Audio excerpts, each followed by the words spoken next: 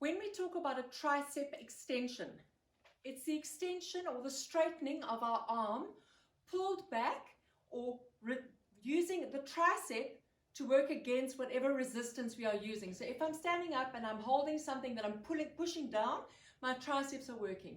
If I'm bending over with a dumbbell and I'm pulling or pushing that dumbbell up towards the ceiling, my tricep is doing the work. Okay, so an overhead tricep extension, I just need you to keep your elbow as still as possible and as close to your head and ear as possible the entire time. Once that elbow is in position, it shouldn't move backwards and forwards. It should stay wherever it starts or wherever you can manage. Right. I'm going to go onto my knees. You can do this seated, you can do this standing, or you can do this on your knees, whatever you like. Okay, but you're going to have a dumbbell in your hand into your position with my elbow locked in its position. You can hold it there if you like with your other hand. And up, up, up. Keep that elbow still. If you have a wrist weight, don't put it on your wrist. I would rather that you try to hold it if possible, please.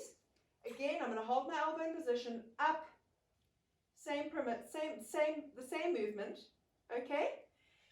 If you only have bands available to you, and even if you do have dumbbells and bands, I'd like you to try this at some stage.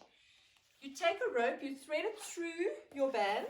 Be careful with shoes. If you've got any stones on your shoes, just be careful that they don't damage your band, okay? You can see I've hooked it around my foot, and I'm just going to straighten it, and it makes my tricep work in both directions, which is quite different to using a dumbbell, which only really works hard in the one direction, because gravity does help us as we lower that dumbbell back down before we bring it up. Okay, so try the band if you have them. Try all three, see how you feel.